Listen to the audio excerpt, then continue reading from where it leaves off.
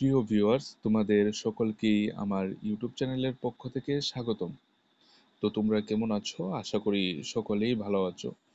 তো বর্তমানে আমাদের ত্রিপুরা রাজ্যে নিয়োগ প্রক্রিয়া নিয়ে যে সমস্যা তৈরি হয়েছে, বিগত ৩-৪ বছরে যে নিয়োগ প্রক্রিয়া উঠে এসেছিল, সেই নিয়োগ প্রক্রিয়া নিয়ে যে সমস্যা উঠে এসেছে, এই সমস্যার যে সমাধান কিন্তু এখনো হচ্ছে না। প্রায় এক একটা নিয়োগ প্রক্রিয়া ২ বছর, ৩ বছর, ৪ বছর এবং ৫ বছরও হয়ে যাচ্ছে, কিন্তু এই নিয়োগ প্রক্রিয়া নিয়ে যে সমস্যা, সেই সমস্যার কিন্তু সমাধান হচ্ছে না।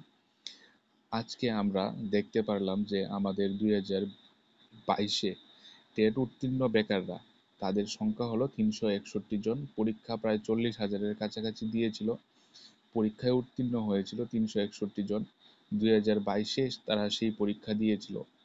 তারপর তাদের একটা নিয়ম, যে তাদের শিক্ষক নিয়োগের উপরে যে একটা নিয়ম লাগু হয়েছিল, সেই নিয়মটার জন্য বা একটা রুলস যেটা এসেছিল, সেই রুলসের জন্য তারা বা তাদের এতদিন নিয়োগ করানো হয়নি।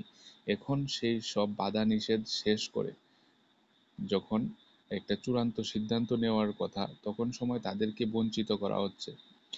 তাদের নিয়োগের কথা গত কয়েকদিন আগেও একটা পত্রিকায় উঠে এসেছিল যে এটা টিআরবিটির মাধ্যমে খবর, যে ৪ জুনের পর তাদের নাকি অফার দেওয়া শুরু হবে। কিন্তু ৪ জুনের পর আজকে প্রায় ১৮, ১৯, ২০ তারিখ এসে যাচ্ছে, কিন্তু তাদের নিয়োগ প্রক্রিয়ার কোনো সাড়া শব্দ নেই। তো সেই দিক দিয়ে তারা কিন্তু তাদের কর্তৃপক্ষদের সাথে কথা বলার জন্য গত ১৮ই জুন তারা তাদের দাবিটুকু বা ডেপুটেশন, তোমরা যাই বলো, তারা রাজপথে কিন্তু মিলিত হয়ে, ত্রিপুরার আমাদের রাজপথে মিলিত হয়ে তারা ডেপুটেশন দিয়েছিল তাদের কর্তৃপক্ষদের কাছে। এবং তারা মাননীয় শিক্ষামন্ত্রী মহাশয়ের কাছে তারা কিন্তু এই দাবিটুকু তারা রেখেছিল, যে তাদের অতি শীঘ্রই নিয়োগ করানো হয় যারা যারা উত্তীর্ণ হয়ে গেছে। তো ৩৬১ জন, ৪০,০০০ বেকার ভাই বোনদের মধ্যে ৩৬১ জন উত্তীর্ণ হয়েছে, তাদেরকে নিয়োগ করতেই যদি ২ বছর সময় লেগে যায়, তাহলে যদি আরো বেশি সংখ্যায় উত্তীর্ণ হতো, তাহলে আর কি কি সমস্যায় পড়তে হতো আমাদের টিআরবিটি কর্তৃপক্ষদের, এটা কিছু বলার বাকি রাখে না। এটাই আমরা এখন বলতে পারবো, যে আমাদের ৩৬১ জনকে নিয়োগ করতে তাদের এত সময় লাগছে। আমরা মধ্যে দেখেছি যে কিছু নিয়ম এসেছিল, সেই জন্য তারা নিয়োগ প্রক্রিয়াটা বন্ধ রেখেছে, কিন্তু এখন এই বাধা নিষেধ সবকিছু শেষ করে যখন চূড়ান্ত সিদ্ধান্ত বা তাদের যে অফার লেটার দেওয়ার সময়, কিন্তু তাদেরকে বঞ্চিত করা হচ্ছে, হয়রানির শিকার বা প্রতারণার শিকার হতে হচ্ছে প্রতিনিয়ত। তো সেই দিকটা দেখে তারা কিন্তু কর্তৃপক্ষদের সাথে বারবার ২০২২ থেকে তারা প্রতিনিয়ত কিন্তু কর্তৃপক্ষদের সাথে তারা দেখা করেছে, তাদের সমস্যা নিয়ে তারা কথা বলেছে, কিন্তু আজ পর্যন্ত এই সমস্যার সমাধান হয়নি। তো আজকে এই বিষয়টা নতুন নয়, আমাদের টিআরবিটি যে টেট উত্তীর্ণ বেকারদের যে ঘটনাটা উঠে এসেছে সেটা নতুন নয়। আমরা আরও দেখেছি আমাদের ত্রিপুরা রাজ্যে, তোমরা জেআরবিটি গ্রুপ ডি বলো, আমাদের ত্রিপুরা পুলিশ বলো, আমাদের এর ফায়ার সার্ভিস বলো, জেল পুলিশ বলো এবং স্পেশাল এক্সিকিউটিভ বলো, টিপিসির মাধ্যমে নিয়োগ প্রক্রিয়া বলো, টিডিএডিসির মাধ্যমে নিয়োগ প্রক্রিয়া বলো, তো তোমরা এই যে নিয়োগ প্রক্রিয়াগুলো তোমরা বিগত ৩-৪ বছর বা ৫ বছর ধরে দেখে আসছো, এই নিয়োগ প্রক্রিয়াগুলোতেও কিন্তু দুর্নীতি হচ্ছে। এই নিয়োগ প্রক্রিয়াগুলোর ফলে কিন্তু আমাদের যে বেকার ভাই বোনেরা, তাদেরকেও কিন্তু হয়রানির শিকার হতে হচ্ছে। তারাও কিন্তু রাজপথে নেমেছিল, তাদের দাবি তারা রেখেছিল বিভিন্ন মন্ত্রী মহাশয়ের কাছে, যেভাবেই হোক, তারা পোস্টের মাধ্যমেই হোক বা তারা কর্তৃপক্ষদের মাধ্যমেই হোক, তারা কিন্তু তাদের ডেপুটেশন, তারা তাদের দাবি তারা কিন্তু রেখেছিল। কিন্তু আজ পর্যন্ত এই দাবিটুকু যে তারা রেখেছিল, সেই দাবির কোনো সাড়া শব্দ বা কোনো একটা ভালো তথ্য কিন্তু উঠে আসেনি এই দাবির দিক দিয়ে।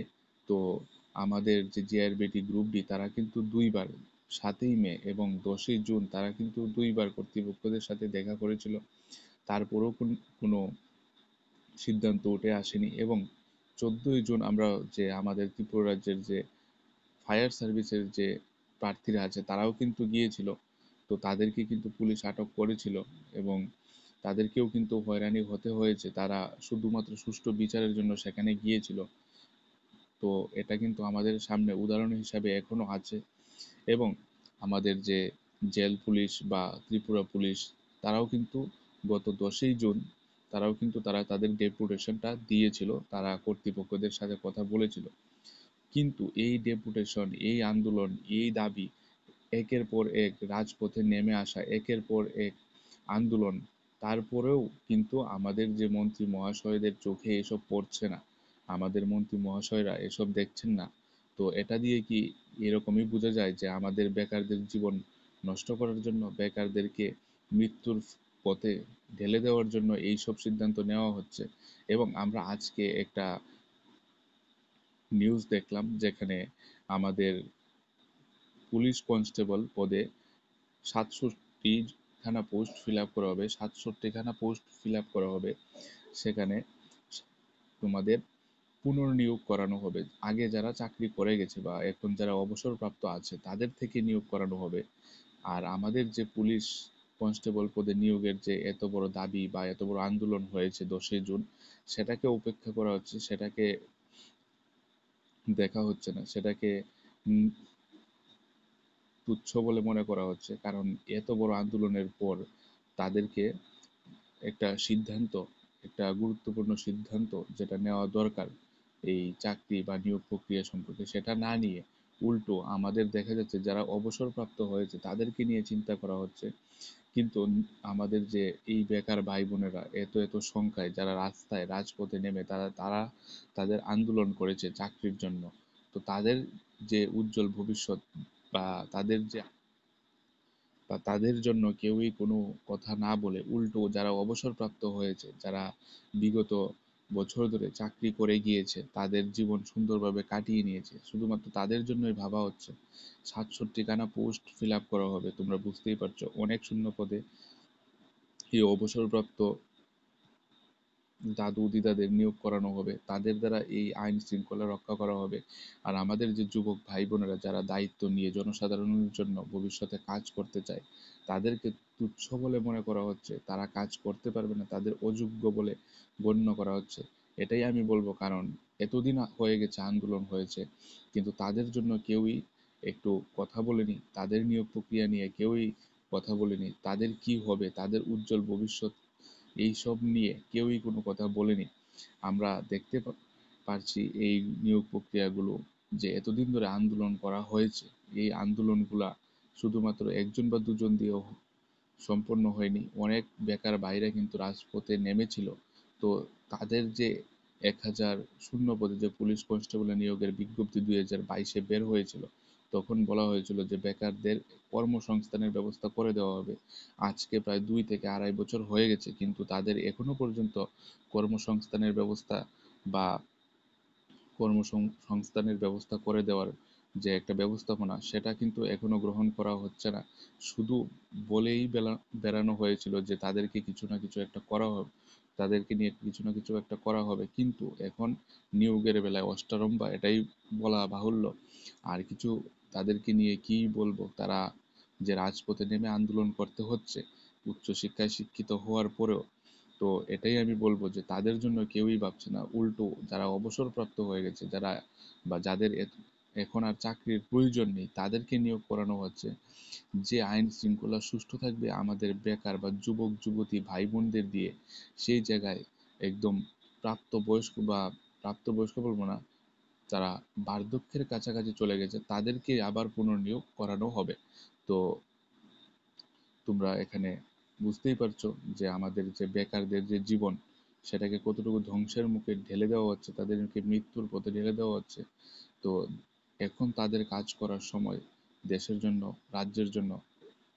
আর এখন তাদের বঞ্চিত হতে হচ্ছে শুধুমাত্র কিছু ভুল ত্রুটির জন্য। যে জায়গায় তাদেরকে দেখার কথা সেই জায়গায় দেখা হচ্ছে অবসরপ্রাপ্তদের।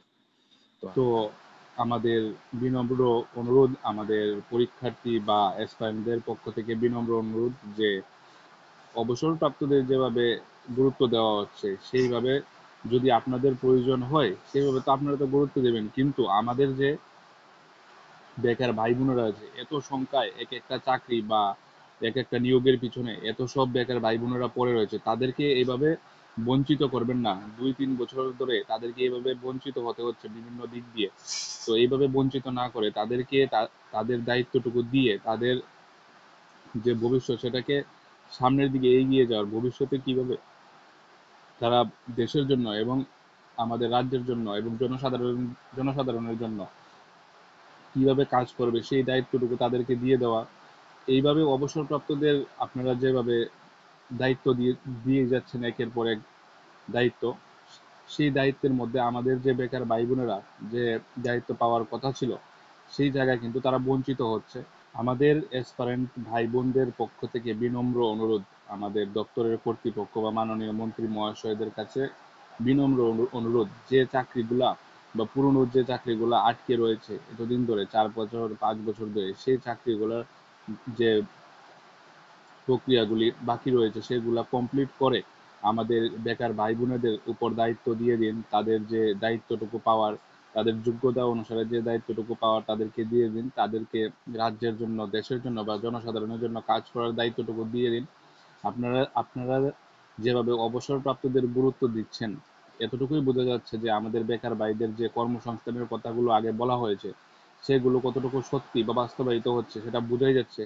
যারা অবসরপ্রাপ্ত হয়েছে তাদের তো আপনাদের যদি প্রয়োজন হয় তাহলে আপনারা তো নেবেন, কিন্তু আমাদের বেকার ভাইদের বঞ্চিত করে নয়, তাদেরকে সাথে করে নিয়ে পুরো দেশের বা রাজ্যের কল্যাণে যাতে তারা এগিয়ে আসতে পারে আমাদের বেকার ভাই বোনেরা, সেই ব্যবস্থাটুকু করে দিন।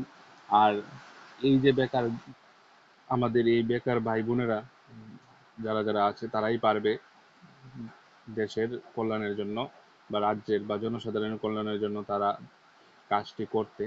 তো তাদের দায়িত্বটুকু তাদেরকে দিয়ে দিন, যোগ্যতা অনুসারে তাদের যে দায়িত্বটুকু পাওয়ার সেই দায়িত্বটুকু তাদেরকে দিয়ে দিন। তো এই নিয়ে আর বিস্তারিত কিছু বলার নেই। তোমরা যারা যারা ভিডিওটি দেখেছো তোমরা তোমাদের মতামত কমেন্ট বক্সে জানাবে। আর ভিডিওটা ভালো লাগলে ভিডিওতে একটা লাইক, ভিডিওটা শেয়ার করবে। তোমরা ফেসবুক, টেলিগ্রাম, হোয়াটসঅ্যাপ গ্রুপে যেখানেই পারো তোমরা শেয়ার করবে। আর চ্যানেলটা সাবস্ক্রাইব করে পাশে থাকবে। প্রতিদিন তোমাদের জন্য ভালো এবং গুরুত্বপূর্ণ তথ্য নিয়ে আসার চেষ্টা করব।